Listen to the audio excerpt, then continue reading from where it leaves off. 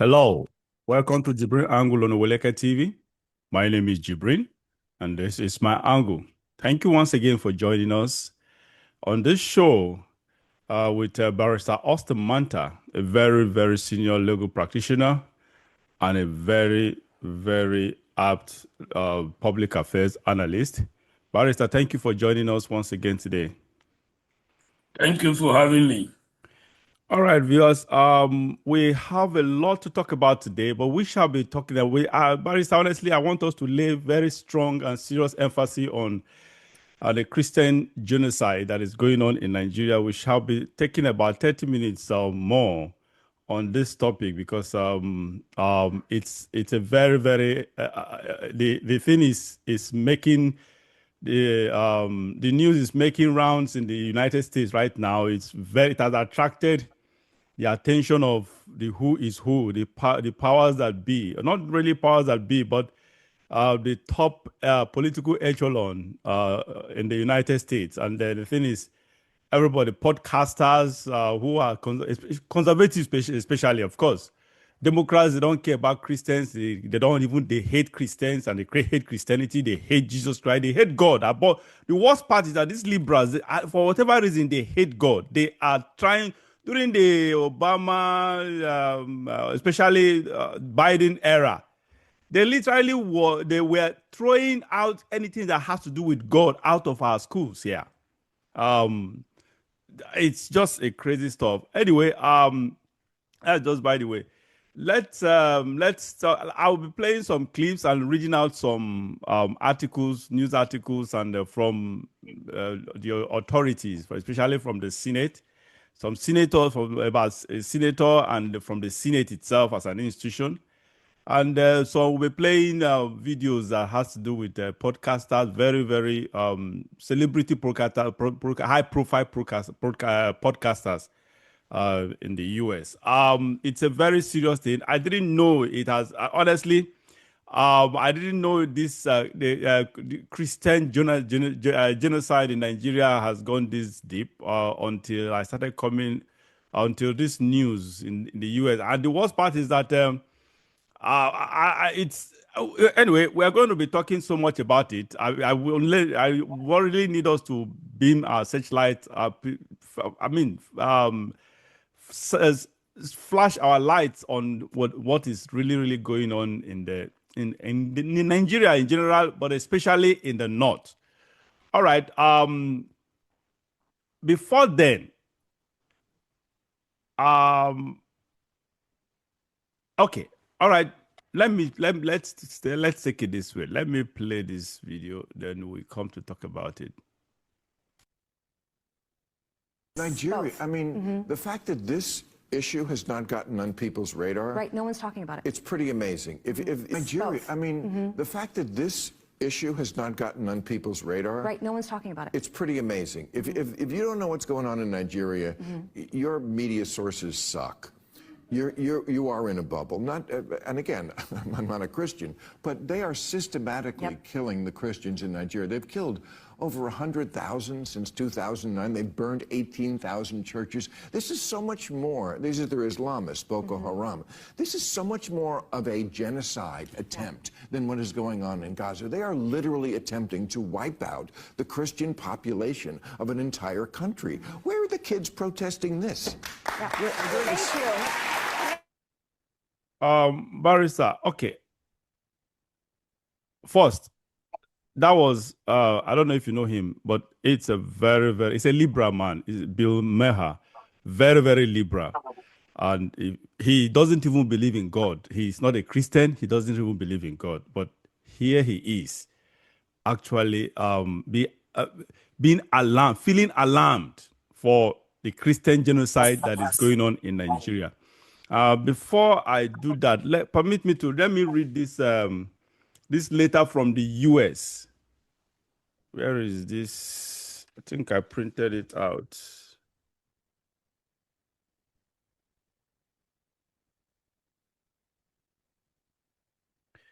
From the US Senate. They wrote to the State Department, to Marco Rubio, to the Secretary of State.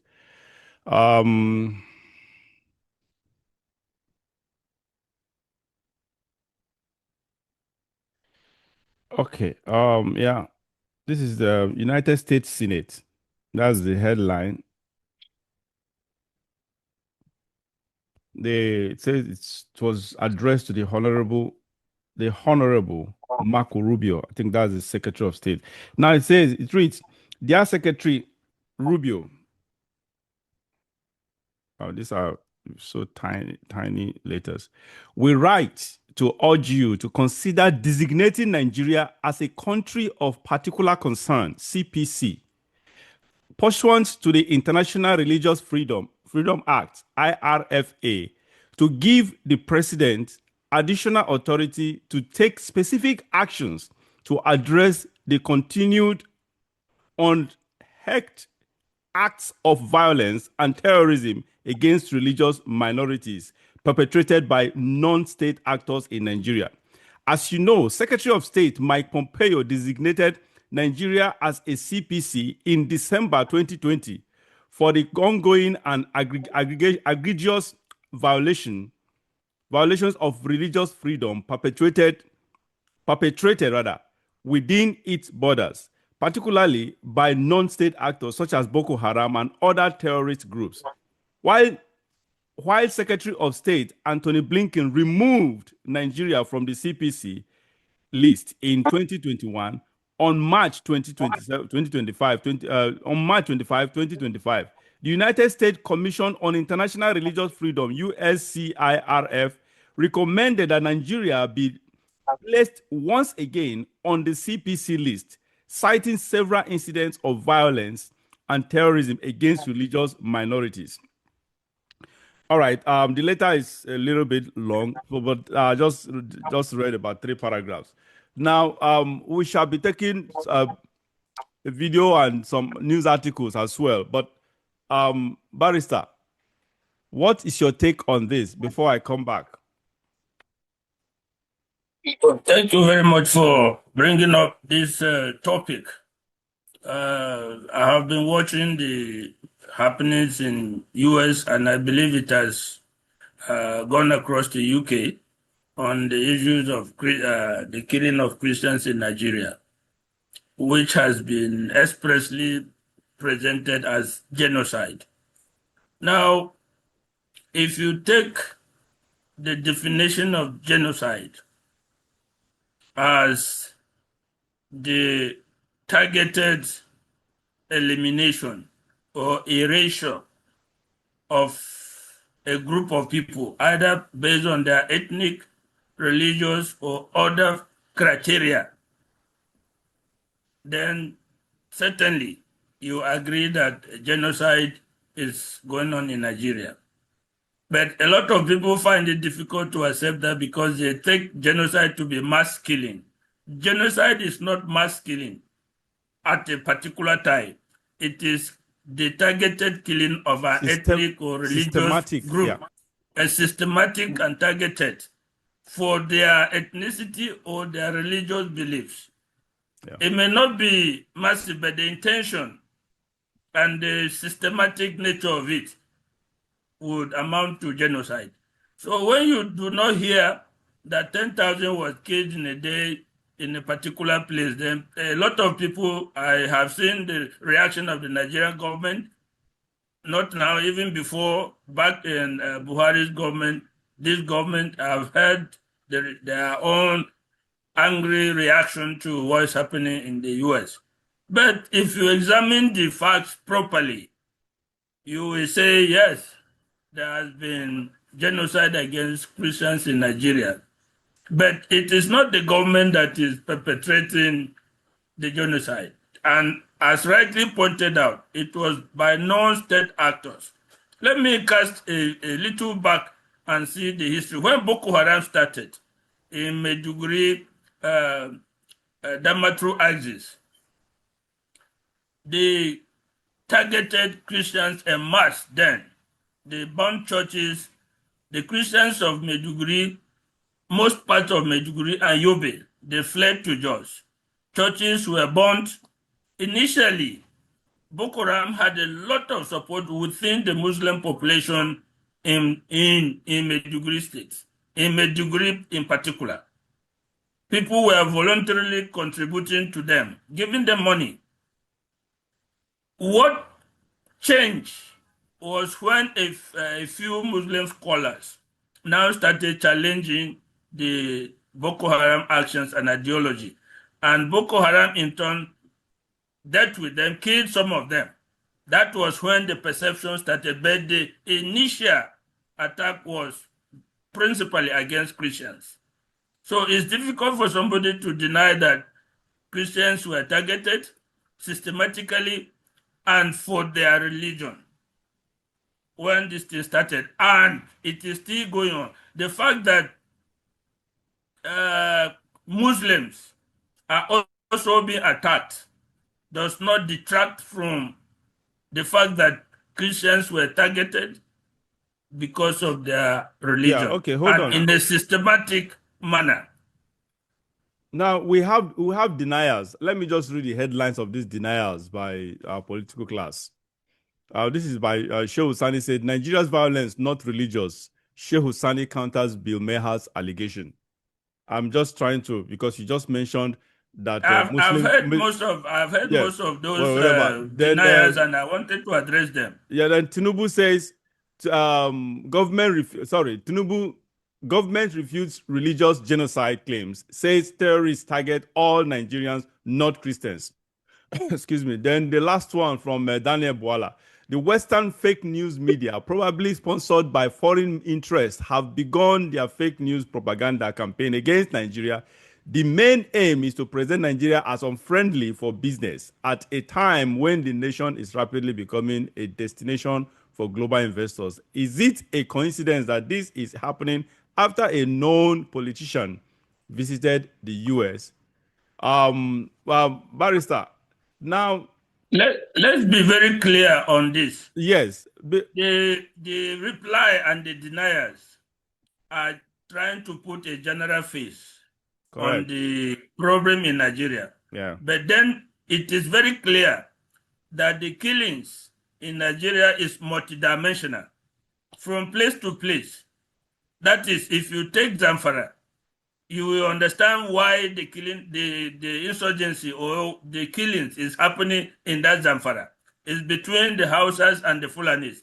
If you come back to Plateau, it's a different scenario. If you go back to Benue, it's a different scenario. If you go to Southwest, it's a different scenario. And when it started in Borno, it was a different scenario, which is still going on. All these dimensions are still going on. So, but they want to present a common front and amortize everything. So, oh, these people are killing everybody. But let's take it one by one. There is the dimension of genocide against Christians, particularly. Absolutely. Going on. There is also other dimensions to the problems, the killings, just like I have mentioned. The ones in Benue, the ones in Plateau and part of Southern Kaduna. It's difficult for anybody to say, no, it is land or it is any other thing. Because you look at who is doing the killing. Of course, sometimes these people respond and the other side is, but when you look at the genesis and when you look at the systematic nature of the attacks, directed at particular ethnic and religious groups, it's difficult to deny that a genocide is going on. You can say yes, even you can put a number. I've heard people say that more Muslims have been killed than Christians, but that's not the issue. It's not even about numbers. I keep mentioning that people are trying to confuse genocide as mass killing. It's not about numbers.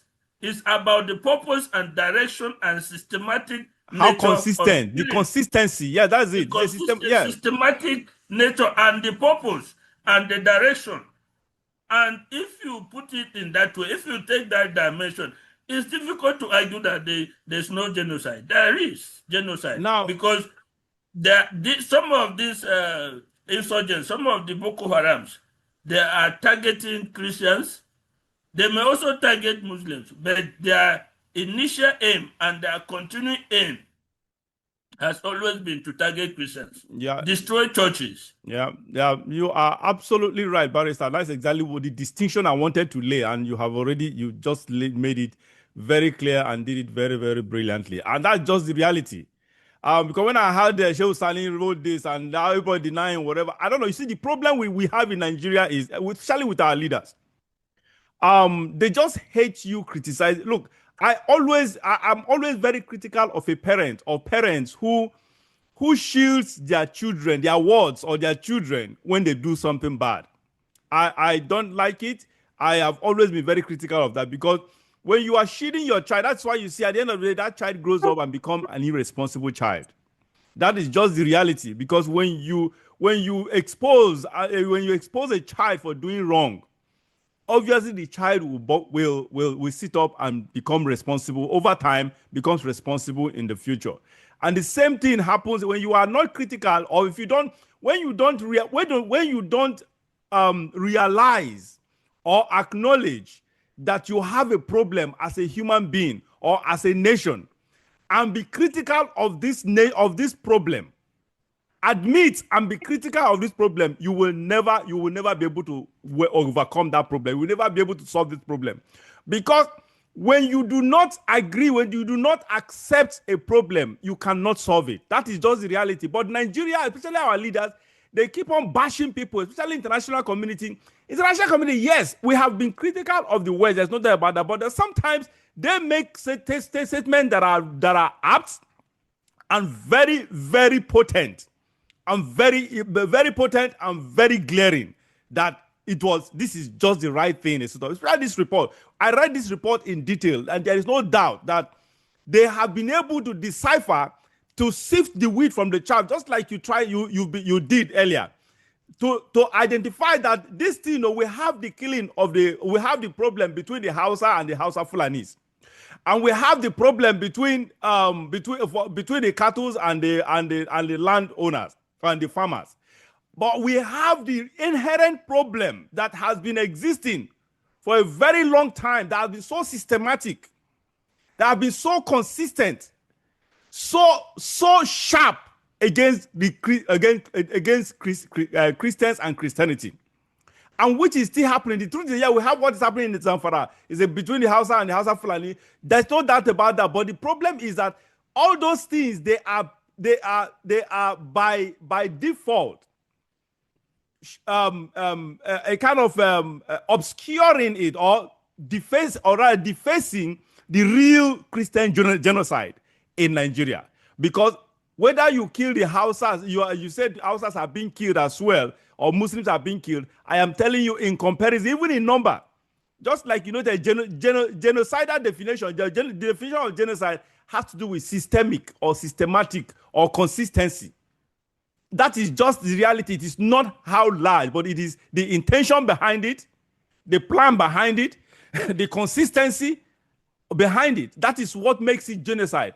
And you can see the report says from 2009 up to date, over 100,000. So that is what we are talking about. Barrister, let me add a point there. The Christian Association of Nigeria has a very clear data on the number of churches, the dates the churches were burnt, the number of Christians killed, the dates they were killed. They have very clear data. So when you key into that data, you see a systematic and ongoing. Yeah, absolutely. That is where this report, that is how they got this report. This is where you can now have that conclusion of genocide. If you look, if you take the timetable, it is virtually daily.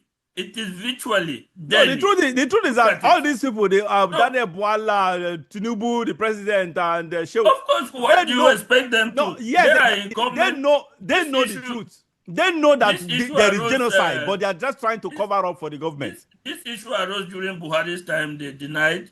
The government today denied. Buhari has denied. Of course, what do you expect? They don't want the bad image that comes with it, even though nobody is saying it is the government that is doing it. But by virtue of being the government, they have to bear some measure of responsibility.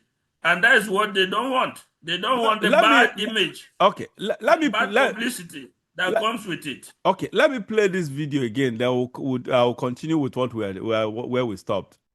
Now, this one is actually a very lengthy, very long, but we'll just play about 2 minutes, and the rest, I think,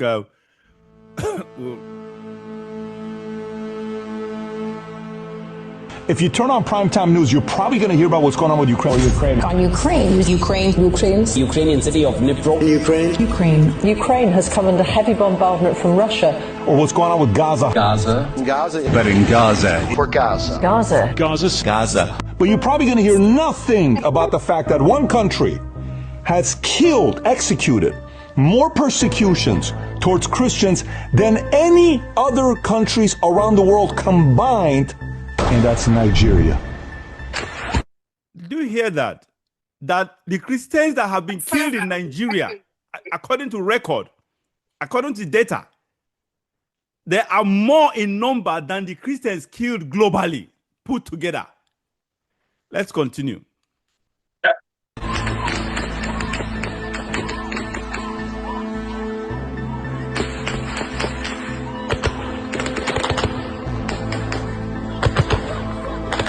Just this year, 7,087 Christians have been killed, beheaded in many instances this year, just for going to church. Is this not genocide? This year alone, and this year is not even, we are not done with this year yet. 7,000 have been killed. Is that not supposed to be classified as genocide? Let's continue. Today we're going to talk about the events that are taking place in Nigeria targeted towards Christians.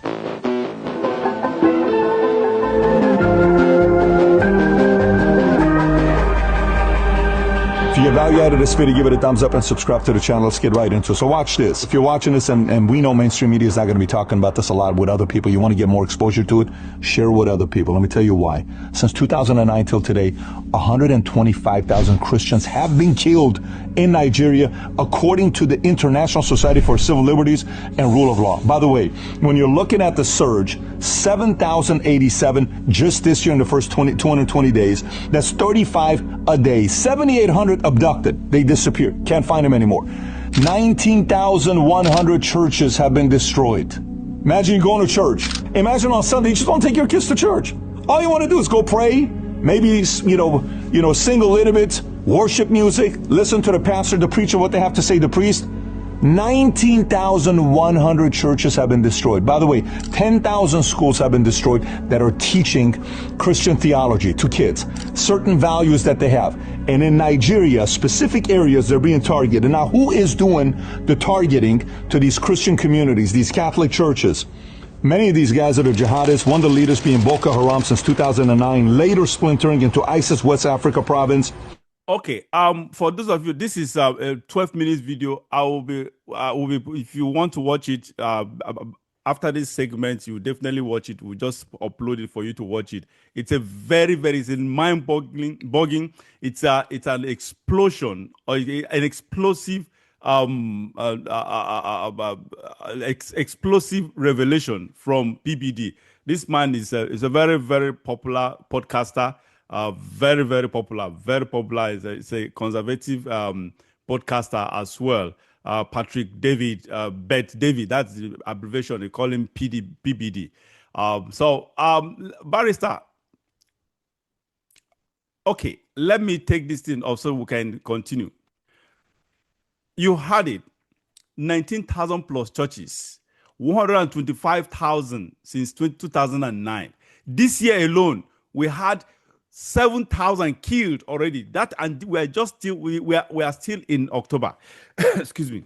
So we have about almost 3 months to the end of the year, but we have 7,000 have been killed so far, and people are denying that this is not genocide. For God's sake, Barrister, yes. If you watch that 12 minutes documentary, in fact, I didn't know the depth of this killing until I went through all these materials, and I realized that, my God, where have we been? What has been? What? I mean, anyway, we'll come to that because we'll be treating another topic that has to do with this, where media has been playing a role in shielding what is the genocide against Christians and other people, a sort of. So, Barrister, what's your take on this? On the video I just played now? Yes. Why did these people get this kind of thing? But the fact remains is that it's the bringing together of all these things in one place in one film, in one documentary, where you can see all that has been happening in various parts of Nigeria that now makes people begin to deny. But to be candid, all these things have been happening. And I have to ask a question. If you come to a village and you massacre everybody, men, old men, women, newborn babes, even the livestock, and you burn the place down, you burn everything, kill the livestock, and you are a particular religious or ethnic group, and the people being killed are a particular religious or ethnic group, what do you call that? If it happens once, maybe we can target something. But if it is happening repeatedly, when I mean repeatedly, over years, it's not even a period of this year. It has been happening in this format for a long time. How can you deny that this is a genocide? How is it possible? When women are killed, children, newborn, pregnant, old, the livestock are burnt, everything is destroyed. Is that not an intention to erase that particular group? And then you look at it that the people doing it are of a particular ethnic or religious group, and the people being killed are also a different ethnic or religious group. That is the definition of genocide. Yeah. By any standard. And the fact that you now hear 19,000 and people are denying. But if we had the mind to put it together ourselves, to tally all these things and bring it together in one form, you will see that it's even possibly more than what is being presented. But if it happens today, 120 people killed, we take it like that. Another day, 80 people killed. Another day, 20. And it is systematic, very, very systematic. So there's no denying. And then the number of churches that are being burnt over the time. You also bring it together. It's this data, people are shouting and saying that it's wrong, but it's data that has been generated over the years by ourselves. The reason why in Nigeria it looks strange to a lot of people is that there has also been a systematic attempt to color the news, to take the news away from the religious or ethnic dimension and give it some other correlation. There has been a very, very conscious attempt in Nigeria to take the happenings away from ethnic or religious correlation and give it some other name. What herders, farmers clash, this and that. But if you go into the truth of it and put it together as these people have put it together, it's difficult to really deny. Okay. All right. Again, the who is who, the people that matters are speaking right now in the U.S. Now, Senator Cruz, one of the most influential senators from the conservative angle, wrote this: officials in Nigeria are ignoring and even facilitating the mass murder of Christians by Islamist jihadists. It is time to hold those responsible accountable. My Nigeria Religious Freedom Accountability Act will target these officials with powerful sanctions and other tools. This is Senator Ted Cruz. And so this government of Donald Trump people that matters are really speaking, and I bet you something will be done, because when the people that are speaking right now, when they speak, the president listens. And thank God for Donald Trump. No president in the history of the U.S. has ever been on the side of Christians, but especially in the U.S. and globally.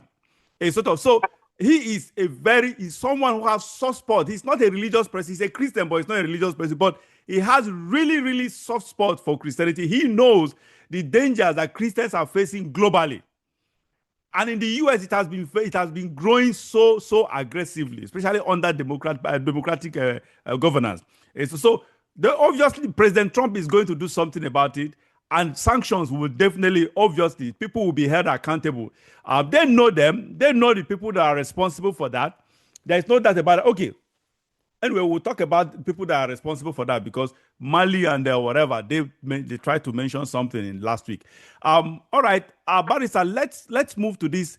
The same. We are still on the same matter, but in a different light. We want to talk about what the people, why Nigerians we do not. We want to talk about the reason behind so many of us not knowing what is happening in Nigeria. Because the media, last week I talked about, I emphasized deeply how important the media is in governance, in everything in our day-to-day life. A sort of the media is, they have been powerful, but they have become even much more powerful today. And the control of the media has been in the hand of bad actors. When I mean bad actors, I mean evil people who are really working for the devil. The liberals, the people who are actually propagating people like Bill Gates, who are propagating the annihilation of reduction of human population by killing people through viruses, through diseases, through agricultural produce, a sort of. So those are the people controlling the media. Okay, let me play this. That is moving to another topic, the same matter but in a different light. On the people behind, people that are actually making us or shielding this whole genocide or this whole evil from us.